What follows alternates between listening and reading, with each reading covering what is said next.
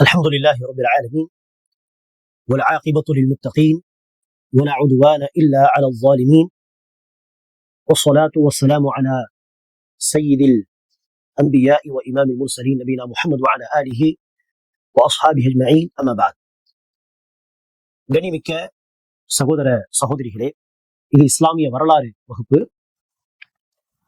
சென்ற வகுப்புகளில் சில தூதர்கள் குறித்த சுருக்கமான வரலாறை நாம் பார்த்தோம். இன்றைய இந்த வகுப்பில் நபிகள் நாயகம் ஸல்லல்லாஹு அலைஹி வஸல்லம் அவர்கள் குறித்து சில விஷயங்களை நாம் தெரிந்து கொள்வோம். நபிகள் நாயகம் ஸல்லல்லாஹு அலைஹி வஸல்லம் அவர்கள் இறுதி தூதராக இருக்கும் காரணத்தினாலும் அகில உலக மக்களுக்கே தூதராக அனுப்பப்பட்ட காரணத்தினாலும் இந்த உலக அழிவு நாள் வரை வரக்கூடிய மக்களுக்கு தூதராக அனுப்பப்பட்ட காரணத்தினாலும் அவர்களுக்கு பிறகு எந்த ஒரு தூதரும் வரமாட்டார் என்கிற காரணத்தினாலும் ரசூலுடைய வாழ்க்கை வரலாறை அல்லாஹ் நமக்கு என்ன செய்திருக்கிறான், பாதுகாத்து தந்திருக்கிறான். காரணம், அவருடைய வாழ்க்கையிலிருந்து நாம் படிப்பினை பெற வேண்டும், முன்மாதிரி பெற வேண்டும், அவர்களுடைய வழிமுறையை, நபி வழியை பின்பற்ற வேண்டும் என்கிற அடிப்படையில் அல்லாஹ் இந்த இறுதி தூதர் முஹம்மது ஸல்லல்லாஹு அலைஹி வஸல்லம் அவருடைய வாழ்க்கை வரலாறை நமக்கு பாதுகாத்து தந்திருக்கிறான். ஆக ரசூலுடைய வாழ்க்கை வரலாறு இது ஒரு பதிவிலே, ஒரு வகுப்பிலே படிக்க வேண்டிய ஒரு விஷயம் அல்ல. இதற்கு நூற்றுக்கணக்கான வகுப்புகள் நடத்தப்பட்டாலும் குறைவுதான். பெரிய பெரிய புத்தகங்கள் எழுதப்பட்டுள்ளன ரசூலுடைய வாழ்க்கை வரலாறு தொடர்பாக. ஆக நாம் பொதுவாகவே படிப்பினை உள்ள வரலாறை நாம் படித்து பார்க்க வேண்டும். அதில் குறிப்பாக நபி ஸல்லல்லாஹு அலைஹி வஸல்லம் அவருடைய வாழ்க்கை வரலாறு, அதிலும் குறிப்பாக நாம் அவர்களை தூதராக ஏற்றுக்கொண்ட முஸ்லிம்களாக இருக்கிறோம் என்று சொன்னால் ரசூலுடைய வாழ்க்கை வரலாறை அவசியம் நாம் விரிவாக படிக்க வேண்டும். விரிவாக அதை அறிஞர்கள் பேசிய வகுப்புகளாக நாம் அதை கேட்டு தெரிந்து கொண்டாலும் சரி, அல்லது புத்தக வடிவத்திலே ரசூலுடைய வாழ்க்கை வரலாறை நாம் புத்தகமாக வாங்கி வைத்து அடிக்கடி அதை எடுத்து வாசித்து அந்த கல்வியை நாம் தேடினாலும் சரி, ஆக மொத்தத்தில் நாம் ரசூலுடைய வாழ்க்கை வரலாறை விரிவாக படிக்க கடமைப்பட்டிருக்கிறோம். அல்லாஹ் குர்ஆனில் சொல்கிறான், லகத் கான லகும் ஃபீ ரசூலில்லாஹ் உஸ்வத்துன் ஹஸனஹ். நிச்சயமாக ரசூலுடைய வாழ்க்கையில் உங்களுக்கு அழகிய முன்மாதிரி இருக்கிறது. அந்த முன்மாதிரி எப்போது நமக்கு தெரிய வரும்? அவருடைய வாழ்க்கை வரலாறை படித்தால் தானே. ஆக அன்பானவர்களே, ரசூலுடைய வாழ்க்கை வரலாறை விரிவாக நாம் படிக்க வேண்டும். ஆனால் தற்போது இஸ்லாத்தை அறிமுகப்படுத்தும் விதமான வகுப்பு தான் இது. அந்த அடிப்படையில் ரசூலுடைய வரலாறையும் அறிமுகப்படுத்தும் விதமாக சில அடிப்படை விஷயங்களை ரசூலுடைய வாழ்க்கையை தொடர்பாக நாம் பார்க்கலாம். அன்பானவர்களே, நபிகள் நாயகம் ஸல்லல்லாஹு அலைஹி வஸல்லம் அவர்கள் அரபு தேசத்திலே, அரபு தீபகற்பத்தில் மக்கா மாநகரத்தில் பிறந்தார்கள். கடலுக்கு பக்கமாக இருக்கக்கூடிய ஒரு ஊர் அது. அந்த காலத்தில் மக்கா, ரசூல் அவர்கள் அடுத்து வாழ்ந்த மதீனா, இந்த ஊர் எல்லாமே ஹிஜாஸ் என்று அழைக்கப்படும். ஹிஜாஸ் என்னும் பகுதி. நபி ஸல்லல்லாஹு அலைஹி வஸல்லம் அவர்கள் இப்ராஹிம் அலைஹிஸ்ஸலாமுடைய மூத்த மகன் இஸ்மாயில் அலைஹிஸ்ஸலாமுடைய வம்சத்தில் வந்தவர்.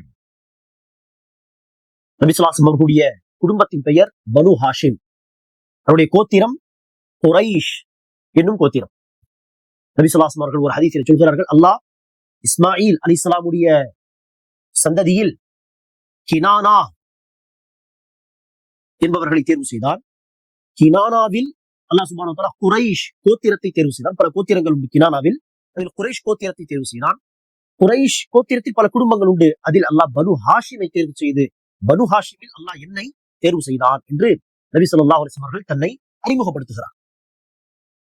அன்பானவர்களே, நபி ஸல்லல்லாஹு அலைஹி வஸல்லம் அவர்கள் பிறந்த ஆண்டு என்று பார்த்தால் 571. இது 2026 என்று சொன்னால் நபி ஸல்லல்லாஹு அலைஹி வஸல்லம் அவர்கள் பிறந்தது 571. ஈசா அலைஹிஸ்ஸலாத்து வஸ்ஸலாம் அவர்களுடைய காலத்துக்கு ஏறக்குறைய 500 வருடங்கள் பிறகு வந்தவர். 571 ஏப்ரல் மாதத்தில் பிறந்தார்கள்.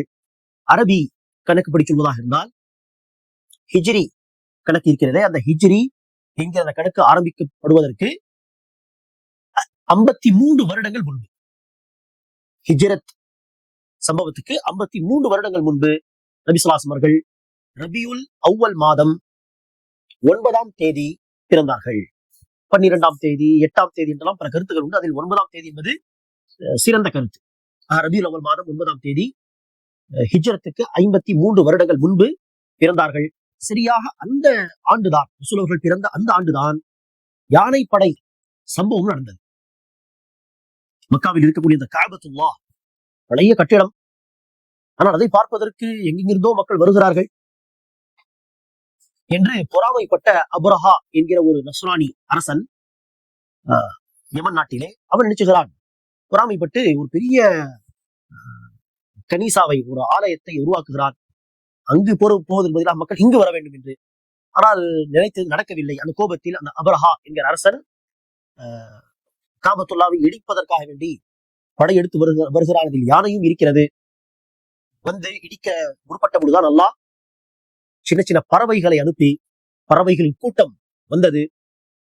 பறவையுடைய அலகில் ஒரு சின்ன கல்லு, 2 கைகளில் 2 சின்ன சின்ன கற்கள் என்று அதை போட்டதும் அந்த படையே நாசமாகிவிட்டது. அல்லாஹ் அதை குர்ஆனிலே ஃபீல் அத்தியாயத்திலே குறிப்பிடுகிறான். ஆக அந்த ஆண்டுதான் நபிகள் நாயகம் ஸல்லல்லாஹு அலைஹி வஸல்லம் பிறந்தார்கள். நபி ஸல்லல்லாஹு அலைஹி வஸல்லம் பிறந்த பொழுது அவர்கள் அனாதையாக பிறந்தார். யதீம், அனாதையாக பிறந்தார். ரசூலுடைய தந்தை அப்துல்லா ஏற்கனவே இறந்து விட்டார்கள் சில மாதங்கள் முன்பு. ஆக நபி ஸல்லல்லாஹு அலைஹி வஸல்லம் அவர்கள் தன்னுடைய தாய் ஆமீனா அவர்களுக்கு அனாதையாக பிறந்தார். பிறந்த பிறகு நபி ஸல்லல்லாஹு அலைஹி வஸல்லம் அவர்களுக்கு முஹம்மத் என்று பெயர் சூட்டப்பட்டது. அவருடைய பாட்டனார் அப்துல் முத்தலிப் பெயர் வைத்தார்கள். நபி ஸல்லல்லாஹு அலைஹி வஸல்லம் அவர்கள் கை குழந்தையாக இருந்த பொழுது, அந்த காலத்திலே மக்காவில் குழந்தைகளை வேறு பெண்ணுடைய பொறுப்பில் கொடுத்து பால் ஊட்ட சொல்வார்கள் கிராமத்திலே. சரியா? அப்படி கிராமத்தில் வளர்த்தால் அவர்கள் ஒளி சுத்தமாக இருக்கும், தைரியசாலியாக இருப்பார்கள், பல பெனிஃபிட்ஸ் இருக்கும் என்று நினைச்சுவார்கள். கிராமத்துக்கு கொடுத்து அனுப்புவார்கள் பொறுப்பு கொடுத்து.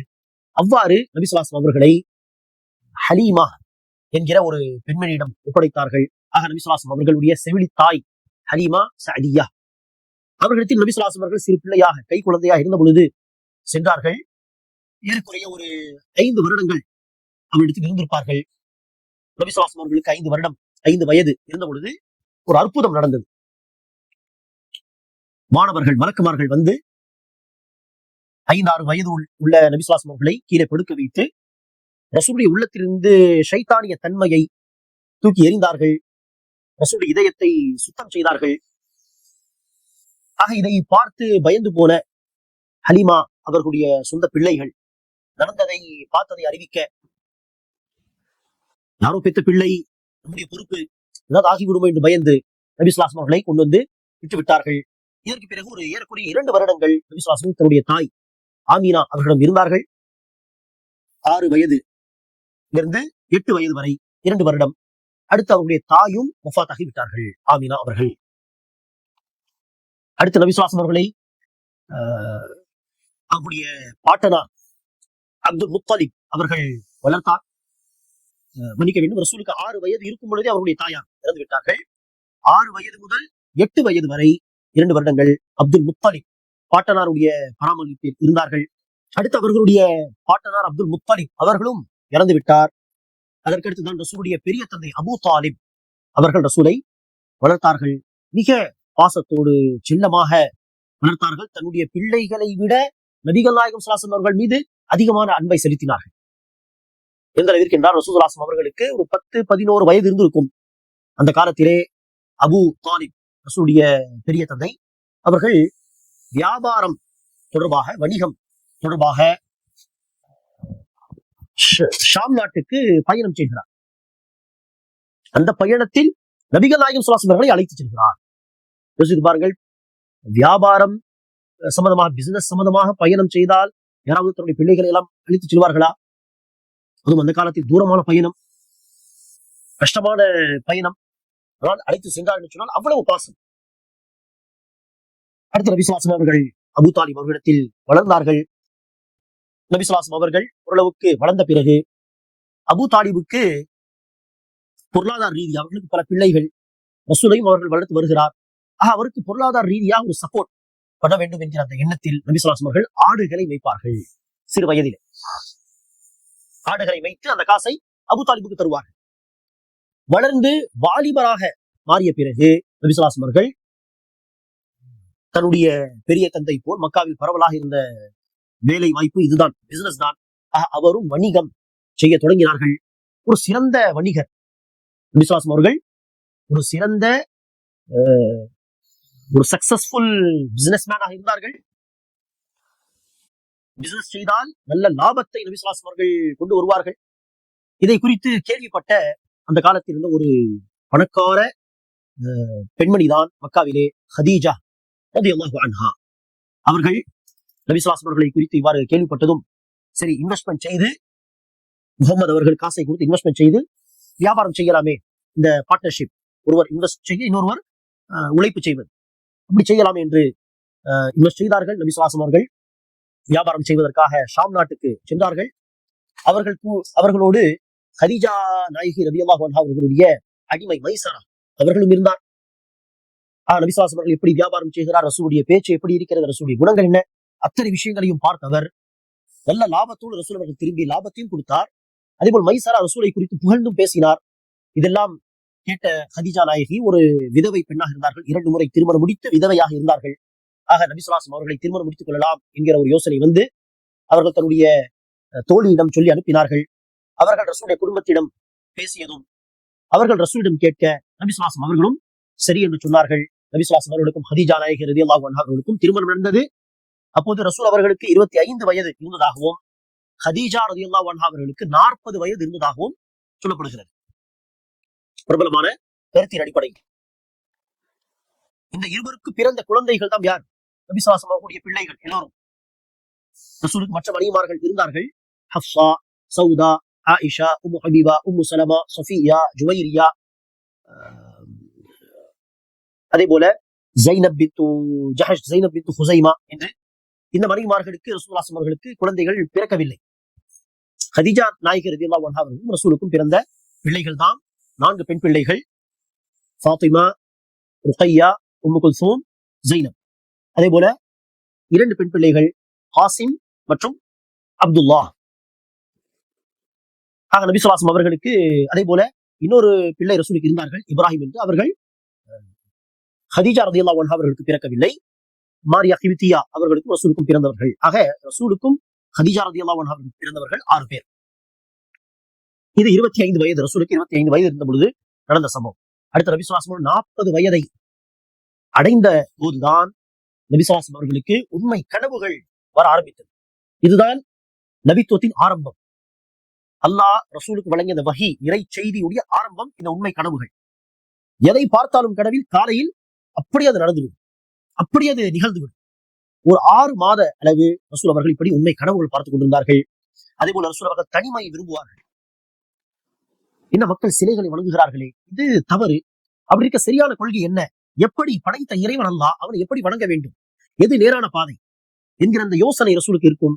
அப்போ ரசூல் அவர்கள் தனிமையை விரும்பி மக்கள் வசிக்கும் பகுதியை விட்டு சில கிலோமீட்டர்கள் தள்ளி ஒரு மலை இருக்கும். அந்த மலையில் ஒரு குகை இருந்தது, ஹிரா குகை.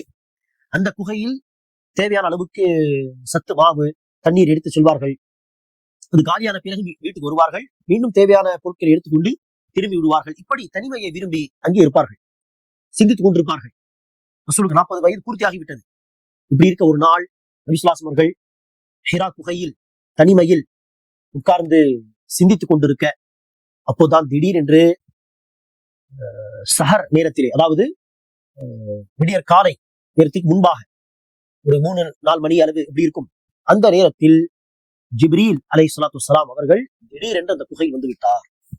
யோசித்து பாருங்கள், தனிமையில் ரசூல் அவர்கள் இருக்கிறார், சுற்றி யாரும் கிடையாது, மலை அது. தனிமையில் அப்படி இருப்பதே ஒரு தைரியமான ஒரு காரியம் தான். இருந்தாலுமே ஒரு மனிதனின் அடிப்படையில் அப்படிப்பட்ட ஒரு சூழலிலே அந்த நேரத்தில் குறிப்பாக திடீரென்று ஒருவர் உள்ளே வந்து விட்டால் எப்படி பயம் ஏற்படும். அந்த ஜிப்ரீல் அலைஹிஸ்ஸலாத்து வஸ்ஸலாம் அவர்கள் ஓதுங்கள், படிப்பீராக. நபி ஸல்லல்லாஹு அலைஹி வஸல்லம் சொன்னார்கள், எனக்கு படிக்க தெரியாது. இறுக்கி அவர்களை, ரசூல் அவர்களை ஜிப்ரீல் அலைஹிஸ்ஸலாம் கட்டி அணைத்து, எந்த அளவுக்கு ரசூல் அவர்களால் மூச்சு விட முடியாமல் இருந்தது, அவ்வளவு இறுக்கி கட்டி விட்டு சொன்னார்கள், இக்ரா, படிப்பீராக. மீண்டும் ரசூல் சொன்னார்கள், மா அன பிகாரி, எனக்கு படிக்க தெரியாது. 2வது முறை மிக இறுக்கி கட்டி அணைத்து நபி ஸல்லல்லாஹு அலைஹி அவர்களால் மூச்சு விடுவதற்கே சிரமமாக இருக்கும் அளவுக்கு விட்டு சொன்னார்கள், ஓதுவீராக. மீண்டும் ரசூல் அதே வார்த்தை சொல்ற 3வது தடவை அதே போல் இறுக்கி கட்டி அணைத்து பிறகு சொன்னார்கள், இக்ரா பிஸ்மி ரப்பிக்கல் லதீ ஹலக், படைத்த இறைவனின் பெயரை கொண்டு ஓதுவீராக. ஹலகல் இன்சான மின் அலக், அவன் மனிதனை இரத்த கட்டியிலிருந்து படைத்தான்.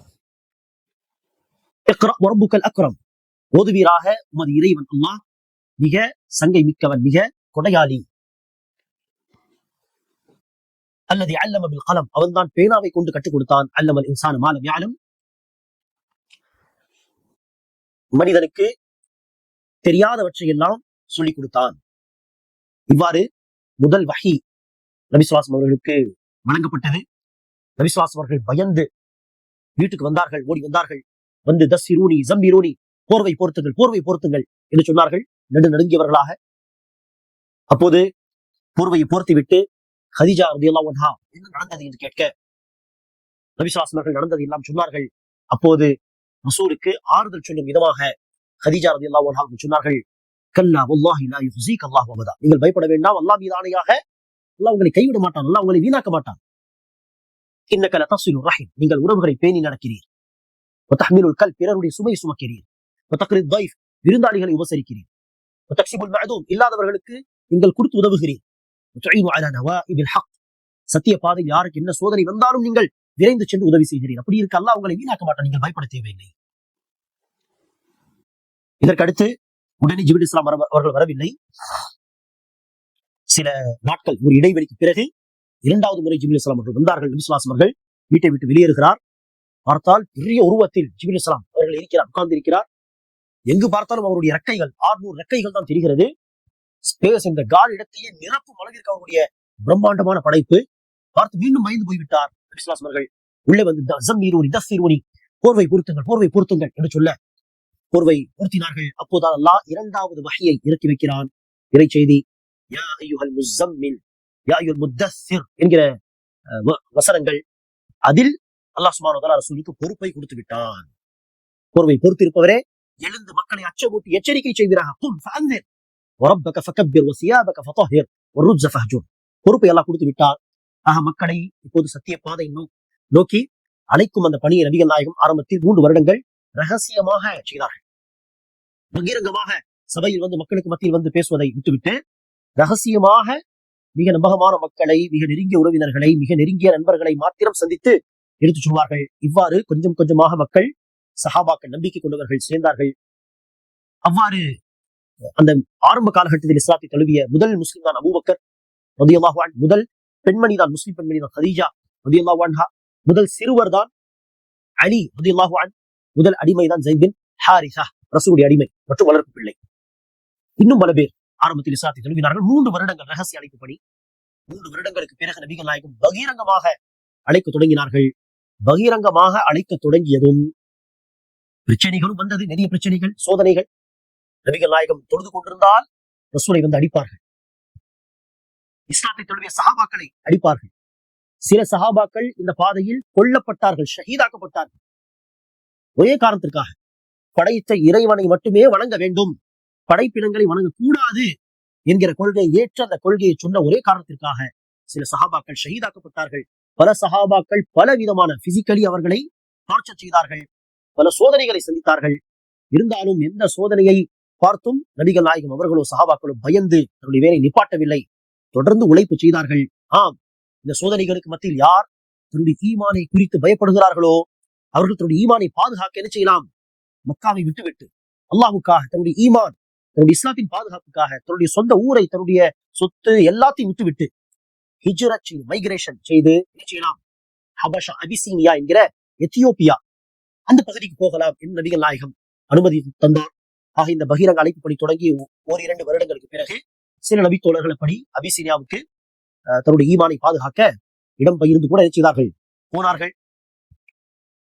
இப்படி தொடர்ந்து உழைப்பு செய்து கொண்டிருக்க நபிகள் நாயகம் அவர்களும் சஹாபாக்களும் சந்தித்த ஒரு பெரிய சோதனை தான் நபி ஸல்லல்லாஹு அலைஹி வஸல்லம் அவர்களை, சஹாபாக்களை, ரசூலுக்கு உதவி செய்த ரசூலுடைய குடும்பத்தார், பனு ஹாஷிம் குடும்பத்தை இந்த குறைஷியர்கள் என்ன செய்தார்கள்? மக்காவை விட்டு வெளியேற்றி விட்டார்கள். சோசியல் பைகாட், சமூக புறக்கணிப்பு. ஏறக்குறைய 3 வருடங்கள் சாப்பிடுவதற்கு வழி இல்லை, எங்கும் போக முடியாது, பயணம் கூட செய்ய முடியாது. அப்படிப்பட்ட நிலையில் மக்காவுக்கு வெளியே ஒரு பள்ளத்தாக்கில் தள்ளப்பட்டார்கள் 3 வருடங்கள். மிக கஷ்டமான ஒரு காலகட்டம். அடுத்த 3 வருடங்களுக்கு பிறகு அந்த சமூக புறக்கணிப்பு தொடர்பாக அவர்கள் எழுதி வைத்த ஒப்பந்தத்தை சில மக்கள் முறித்தார்கள். பிறகு எல்லோரும் மக்காவுக்கு வந்தார்கள். வந்த பிறகு சில நாட்களில் நபி ஸல்லல்லாஹு அலைஹி வஸல்லம் மனைவி ஹதீஜா ரலியல்லாஹு அன்ஹா இறந்து விட்டார்கள். ரசூலுடைய பெரிய தந்தை அபூ தாலிப் அவர்களும் காஃபிராக இருக்கும் நிலையிலேயே இறந்து விட்டார்கள். இது ரசூலுக்கு பெரிய ஒரு துக்கத்தை ஏற்படுத்தியது. இதற்கு அடுத்துதான் நபி ஸல்லல்லாஹு அலைஹி வஸல்லம் வாழ்க்கையில் நடந்த மிகப்பெரிய சோகமான ஒரு சம்பவம். ஆனால் ரசூலுடைய அந்தஸ்துகளை உயர்த்தக்கூடிய ஒரு சம்பவம் தான் தாயிஃப் மாநகரத்தில் நடந்த சம்பவம். நபி ஸல்லல்லாஹு அலைஹி வஸல்லம் அவர்கள் மக்காவுக்கு வெளியே ஒரு 100 கிலோமீட்டர் தள்ளி மலைக்கு மேல் இருக்கக்கூடிய ஒரு பகுதி தான் தாயிஃப். அங்குள்ள மக்கள் இஸ்லாத்தின்பால் அழைக்கலாம் என்று ரசூல் அவர்கள் அங்கு சென்றிருந்த பொழுதுதான் அந்த மக்கள் ரசூலுடைய அழைப்பை மறுத்தது மட்டுமல்லாமல் சிறுவர்கள், இந்த பொறுக்கி டைப் இருப்பார்களே, அவங்களை எல்லாம் அனுப்பி கல்லால் அடித்த இந்த 2 பேரை ரசூலுடைய வளர்ப்பு பிள்ளை ஸைத் பின் ஹாரிஸா இருந்தார்கள், ரசூல் அடிமை. 2 பேரும் துரத்துகள் என்று சொல்ல கல்லால் கடுமையாக அடித்தார்கள். உடம்பு முழுவதும் காயங்கள் மற்றும் ரத்தம்.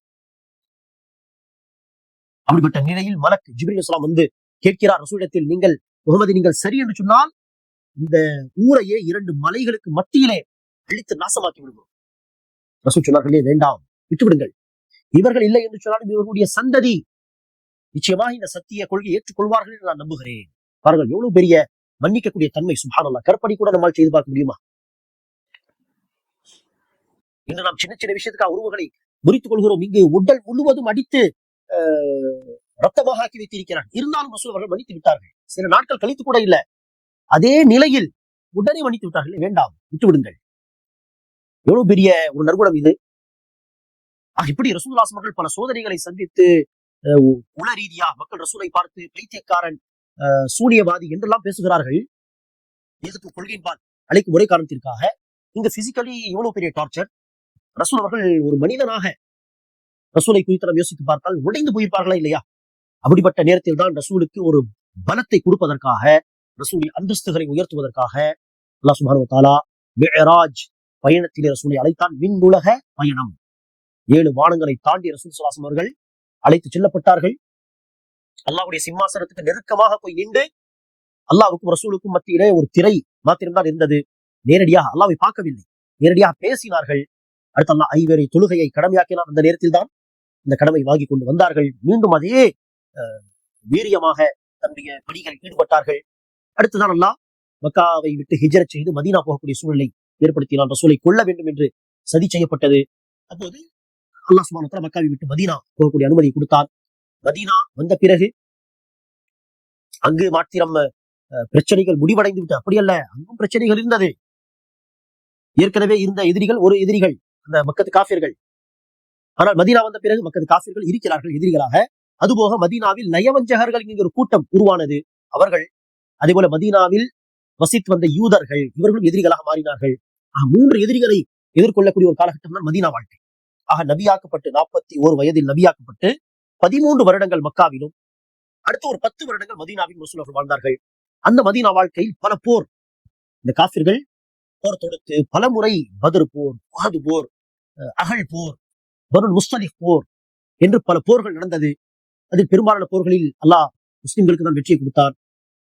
ஒரு போரில் மாத்திரம் பாதி ஹாஃப் என்று சொல்லும் அளவுக்கு முழு தோல்வியும் கிடையாது. இப்படி அல்லாஹ் தொடர்ந்து வெற்றியை கொடுத்து ஒரு கட்டத்திலே மதீனா 8ஆம் வருடம் நபி ஸல்லல்லாஹு அலைஹி வஸல்லம் அவர்கள் 10,000 சஹாபாக்களை அழைத்துக் கொண்டு மக்காவுக்கு படையெடுத்து சென்றார்கள். அப்போது அல்லாஹ் சுப்ஹானஹு வ தஆலா மகத்தான வெற்றியை கொடுத்தான். நபி ஸல்லல்லாஹு அலைஹி வஸல்லம் அவர்கள் மக்காவை கைப்பற்றி கொண்டார். கைப்பற்றிய பிறகு கஅபத்துல்லாவை ஷிர்கை விட்டு சுத்தம் செய்து மீண்டும் அதை ஒரு ஏகத்துவத்தின் அடையாளமாக மாற்றி அல்லாஹ் சுப்ஹானஹு வ தஆலா மக்கா, மதீனா என்று சுற்றியுள்ள ஹிஜாஸ் பகுதி எல்லாவற்றிலும், சொல்லப்போனால் யமன் நாட்டிலும் ஆட்சி அதிகாரத்தை கொடுத்தான். இஸ்லாம் வேகமாக பரவியது. ஹிஜ்ரி 8 மக்காவை வெற்றி கொண்டார்கள். ஹிஜ்ரி 8, 9 என்று தொடர்ந்து பல பேர் கூட்டமாக இஸ்லாத்துக்கு வந்தார்கள். ஹிஜ்ரி 10 நபி ஸல்லல்லாஹு அலைஹி வஸல்லம் அவர்கள் ஹஜ் செய்தார்கள். அந்த ஹஜ்ஜிலே 1,24,000 சஹாபாக்கள் கலந்து கொண்டார்கள் ரசூலோடு. யோசித்து பாருங்கள், எந்த மக்காவை விட்டு வெளியேற்றப்பட்டார்களோ அதே மக்காவில் நபி ஸல்லல்லாஹு அலைஹி வஸல்லம் அவர்கள் 1,24,000 சஹாபாக்களோடு ஹஜ் செய்தார்கள் என்று சொன்னால் அல்லாஹ் எப்படி நிலைமைகளை புரட்டி போட்டார். அந்த மகத்தான அந்த வெற்றிக்கு பிறகு, அந்த ஹஜ்ஜுக்கு பிறகு 3 மாதங்கள் தள்ளி ஹிஜ்ரி 11ஆம் ஆண்டு ரபியுல் அவ்வல் மாதம் 12ஆம் தேதி முற்பகல் நேரத்தில் நபிகள் நாயகம் ஸல்லல்லாஹு அலைஹி வஸல்லம் அவர்கள் இந்த உலகத்தை விட்டு சென்று விட்டார்கள். நபி ஸல்லல்லாஹு அலைஹி வஸல்லம் வாழ்க்கை வரலாறின் ஒரு மேப் மாதிரி தான் சில விஷயங்களை நாம் சொல்லி இருக்கிறோம். விரிவாக இதை நாம் சொல்வதாக இருந்தால் பல வகுப்புகள் தேவைப்படலாம். நாம் ஆரம்பத்தில் சொன்னது மாதிரி பெரிய பெரிய புத்தகங்கள் உண்டு, அதையெல்லாம் வாங்கி படியுங்கள். படிக்க வேண்டிய வரலாறு, படிப்பினை பெற வேண்டிய வரலாறு, அழகிய முன்மாதிரி பெற வேண்டிய வரலாறு இதெல்லாம். ஆக இது ஒரு அறிமுகம் தான். இப்படிப்பட்ட மாமனிதரை குறித்து, நபியை குறித்து நாம் படிக்க வேண்டும், அதிகமாக படிக்க வேண்டும், அடிக்கடி படிக்க வேண்டும். அல்லாஹ் சுப்ஹானஹு வ தஆலா நமக்கு அந்த பாக்கியத்தை தந்து அருள் புரிவானாக. நபி ஸல்லல்லாஹு அலைஹி வஸல்லம் வாழ்க்கையில் அல்லாஹ்வின் பாதையில் எப்படி பொறுமையாக இருக்க வேண்டும், அல்லாஹ்வுடைய மார்க்கத்துக்காக எப்படி உழைக்க வேண்டும், ஒரு உண்மையான அடியாராக எப்படி இருக்க வேண்டும், மக்களுக்காக எப்படி சேவை செய்ய வேண்டும் என்று எல்லா விதமான படிப்பினைகள் உள்ளடக்கிய ஒரு சுத்தமான வாழ்க்கை தான் நபிகள் நாயகம் ஸல்லல்லாஹு அலைஹி வஸல்லம் வாழ்க்கை. இறுதியாக ஒரே ஒரு கூற்றை சொல்லி நான் இந்த பேச்சை முடித்துக் கொள்கிறேன். நபி ஸல்லல்லாஹு அலைஹி வஸல்லம் அவர்களுக்கு அல்லாஹ் பெரிய அத்தாட்சிகளை கொடுத்தான். ஆனால் ஒரு அறிஞர் சொல்கிறார், எந்த அத்தாட்சியும் ரசூலுக்கு கொடுக்காமல் அல்லாஹ் சுப்ஹானஹு வ தஆலா ரசூலுடைய வாழ்க்கை வரலாறு இந்த சுத்தமான மிக சிறந்த அந்த வரலாறை மாத்திரம் அல்லாஹ் நமக்கு அறிவித்திருந்தாலே, அந்த சுத்தமான வாழ்க்கையே நபி முகமது என்பவர் ஒரு உண்மை தூதர் என்பதற்கான மிகப்பெரிய சான்றாக, அத்தாட்சியாக இருந்திருக்கும். அப்படிப்பட்ட ஒரு வாழ்க்கை இது. அல்லாஹ் நமக்கு அடிக்கடி ரசூலுடைய வாழ்க்கையை படித்து படிப்பினை பெறக்கூடிய, ரசூலுடைய அழகை முன்மாதிரியை, நபி வழியை தன்னுடைய வாழ்க்கையின் ஒவ்வொரு பகுதியிலும் பின்பற்றி நடக்கக்கூடிய பாக்கியத்தை தருவானாக. ஆமீன். அஸ்ஸலாமு அலைக்கும் வரஹ்மத்துல்லாஹி வபரகாத்துஹு.